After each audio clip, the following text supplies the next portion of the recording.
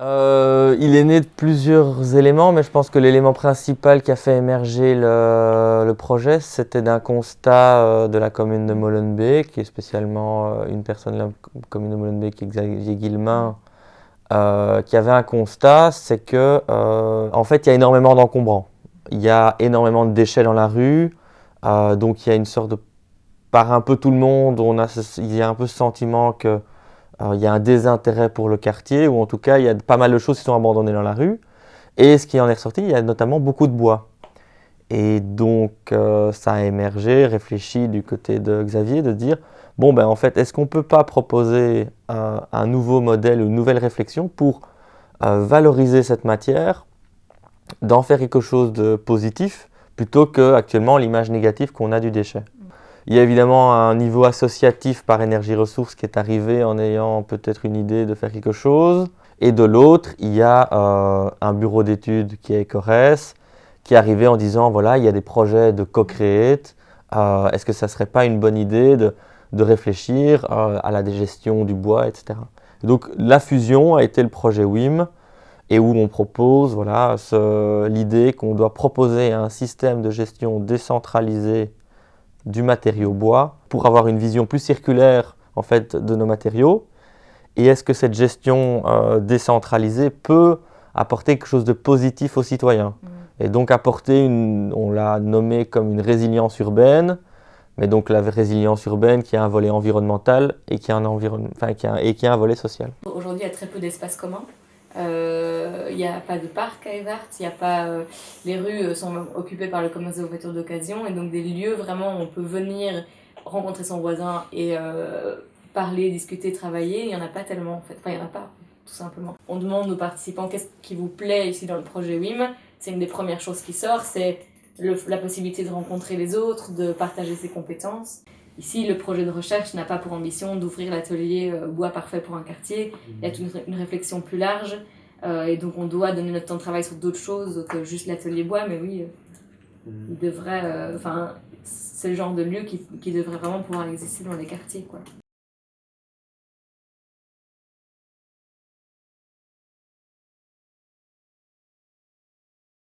On est assez sélectif et on est assez même peut-être très exigeant, cette logique-là. Nous, je l'ai noté là, on fait du local vers du local. Donc on est vraiment, on va récolter la matière qui se retrouve, on va dire, dans le périmètre que j'avais défini, Ropsy Chaudron, Petite Ceinture, Canal, Chaussée de Mons. On reste dans ce territoire-là, on trouve la matière qui est là, on la transforme dans l'atelier où même les gens peuvent aller directement récupérer sur la zone où ça serait, parce que genre hier, il y a quelqu'un qui a voulu aller récupérer la matière directement où on l'avait observé. Mais jamais on ira plus loin. Et donc on est vraiment dans des synergies très locales qui complexifient beaucoup la chose. Parce que, il y a la question des volumes de matière que nous, on ne sait pas traiter. Deux, il y a la question de la logistique où nous, on n'a pas tellement de moyens logistiques pour le développer. Et trois, pour trouver des débouchés à la matière qu'on a trouvée, on se limite aussi, quoi. La collecte, on le fait dans tous les secteurs, mais l'utilisateur final, c'est un habitant. Donc ça veut dire que ça correspond à la demande d'un habitant. Dans la majorité, si la matière est déjà dans le stock, ils vont pouvoir l'utiliser tout de suite et faire leur objet. Mais par contre, on va le dire, voilà, on est dans un échange, on est quelque chose de participatif. Donc, dès que tu en gros as un peu profité de la matière et du stock de matériaux, viens m'aider parce qu'en fait, on a reçu 15 palettes où on a reçu 200 planches de plancher, elles sont complètement goudronnées ou pleines de clous. Peux-tu m'aider à enlever tous les clous pour préparer pour le suivant? Et on est toujours dans l'échange. Après, on est dans du pur échange de menuiserie. Ici, comme on peut être dans de l'échange de demain, je vais vous faire à manger pour demain midi. Comme je vais faire le thé, je veux dire, ici, il y a les toilettes sèches aussi. Donc, non, mais c'est vrai, on est aussi à tous les niveaux, quoi. On est dans un espace où, même la question de maintenance, les gens peuvent aider, quoi. Étant à ce niveau-ci, au niveau du quartier, on essaie de voir un peu ce que les gens ont à offrir et là où ils veulent s'impliquer pour que ce soit un échange un peu différent de ce qu'il y a d'habitude au niveau monétaire ou au niveau obligation, quoi. Il n'y a pas d'obligation. Si on veut caricaturer quand même un peu grossièrement, mais je pense que c'est illustratif, c'est Il y a une partie des gens qui viennent avec un objectif précis, de mobilier précis qu'ils veulent créer. Il y a une partie des gens qui viennent en disant j'ai envie d'apprendre la menuiserie. Et après, il y a une partie des gens qui viennent parce qu'ils ont envie de venir, parce qu'ils vont pouvoir échanger ou avoir un échange, un contact dans le quartier et qui n'ont même pas spécialement... il y a des gens voilà, qui restent dans cette partie-ci, donc ils restent plutôt dans le living, coin cuisine, peut-être le bureau, parce que voilà, mais ne vont même pas aller passer spécialement la porte, passer dans la menuiserie, parce que parfois ils viennent juste dire bonjour ou échanger, quoi. On essaye de dire, on t'a aidé, aide-nous dans notre processus, surtout qu'en plus après, de temps en temps, on les amène dans des réflexions de recherche, où on les éloigne bien de la menuiserie, quoi. Quand en tout cas tu veux les questionner sur leur quartier et leur place dans leur quartier, etc., on les éloigne bien de la question de départ qui les a amenés ici, quoi. Après, les autres étiquettes, oui, au niveau identitaire, elles ne sont pas là. Et c'est ce que les gens aiment aussi en entrant ici, c'est de voir la diversité des profils, les échanges qu'ils peuvent faire et les échanges de compétences. Et au niveau pratique, ça fait que c'est pas toujours facile à accompagner parce qu'il y a des profils très différents. Et donc les menuisiers doivent un jour jouer avec quelqu'un qui s'y connaît très bien, un autre avec quelqu'un qui s'y connaît pas, un autre avec quelqu'un qui pense s'y connaître et qui ne s'y connaît pas. Et donc il y a un petit mélange voilà, au niveau de l'atelier. Nous, on ne se dirige pas vers l'extérieur non plus, volontairement. Même au niveau de la pub, on fait pas notre Facebook, on n'ajoute pas les gens. C'est la seule pub en ligne qu'il y a.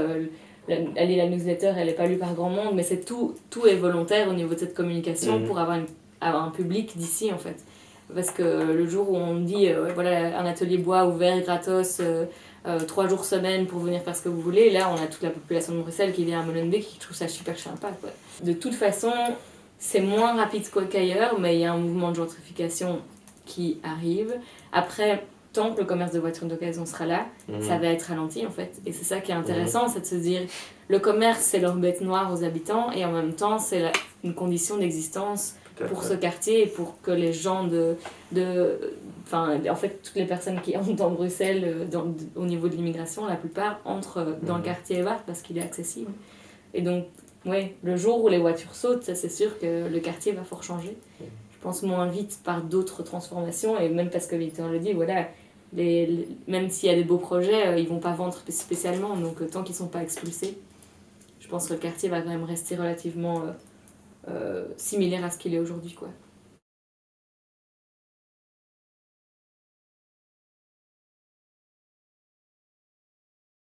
La commune a mis à disposition le bâtiment. Hein. Donc, il n'y a pas de location. Il n'y a pas de location. Et pour le moment, je ne sais pas s'il y a une limite claire dans le contrat de convention d'occupation précaire. On ne va pas, l'atelier WIM ne va pas être jeté des lieux en janvier 2020. Tant qu'il n'y a pas ici de destruction des lieux pour la construction des immeubles qui vont arriver. Et là où il y a des certitudes, c'est ce lieu-ci de toute façon jusqu'en janvier 2020, c'est certain. Et le fait qu'il y ait un atelier bois qui est en train de se mettre en place dans le contrat de quartier, c'est certain aussi. Le fait que ce soit énergie et ressources ou pas, c'est pas le cas pour l'instant. Mais par contre, le projet WIM a été, comme on le fait ici, a été présenté pour occuper les lieux comme candidat d'occupation. Donc, le projet WIM est le nom actuel dans le contrat de quartier, quoi. Et c'est vrai que c'est ça qui est intéressant dans le projet WIM aussi et dans l'approche co-créée, c'est que tu vas passer dans une occupation temporaire ou dans une sorte de living lab, espèce de Frankenstein que tu ne sais pas encore comment il va prendre et tu essayes de le rendre joli et tu essayes de lui trouver la belle forme et qu'après peut-être dans le contrat de quartier on aura la bonne forme et voilà.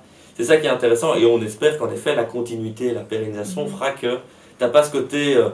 l'occupation temporaire, c'est l'objectif, c'est d'éviter la spéculation, la promotion immobilière. Et plutôt que d'imaginer, on va tout démolir pour refaire un truc en imaginant que ça sera bon, on va dire, montons un projet, essayons un truc temporaire de 1-2 ans, et après 2 ans, on voit. Et puis si dans 2 ans, ça n'a pas fonctionné, mais essayons autre chose. Et puis si ça ne fonctionne pas, on essaye autre chose. Puis il y a un truc qui a fonctionné, il y a un autre truc qui fonctionne. Comment on peut monter un truc durable par rapport à ça. Et je pense que, en tout cas, ça c'est un modèle théorique qui fonctionne pour certains endroits. Ici, c'est pas en tout cas, on n'essaye pas de faire une occupation temporaire de ce bâtiment-ci pour voir ce qu'on va en faire, parce que je pense que ce bâtiment-ci est en très mauvais état et que ça ne sert à rien. Mais par contre, comme on est juste à côté d'un futur projet, c'est intéressant parce qu'on valide en fait une occupation temporaire. et on valide un projet de contrat de quartier. Parce que les contrats, je pense que c'est... Oui. Mais ce que tu dis a vraiment du sens parce que justement avant qu'on s'installe vraiment dans l'atelier, les discours des habitants par rapport à la possibilité de mettre en place l'atelier, c'était en fait oui génial, mais si vous partez après 2 ans, nous bof quoi en fait, parce que c'est très habituel dans le quartier. Je pense que c'est réel comme ça partout dans la ville d'avoir des projets qui émergent. En plus quand ça émerge de peu, on donne beaucoup d'énergie, ça crée quelque chose de nouveau, d'inattendu, beaucoup d'attentes de la part des habitants, certains qui s'y impliquent, qui passent du temps, et puis il n'y a plus rien après. Et donc je pense que ça, c'est quelque chose à questionner aussi dans les villes. Ici, on a la chance d'avoir cette possibilité à côté. Et oui, je pense que c'est très juste ce que tu dis, Victor, que si l'occupation temporaire est liée à un possible futur, alors c'est tout bénef, parce qu'on peut tester l'action dans quelque chose d'un peu moyen et puis le mettre en place. Mais si c'est pas le cas, c'est vrai que ça peut faire beaucoup de dégâts en termes, même au niveau, enfin vraiment au niveau des habitants, on leur a envie de s'impliquer. Ça fait beaucoup d'habitants qui n'ont plus envie même de venir à des participations, des réflexions sur le futur dans leur quartier parce qu'ils ont vu 5, 6, 7 projets arriver, repartir comme ça. Des gens qui se sont impliqués pendant des années et puis maintenant voilà, ils sortent plus de chez eux, quoi. Si on veut faire que les habitants s'impliquent, si on veut être un vrai projet de quartier, alors il faut avoir un futur, quoi.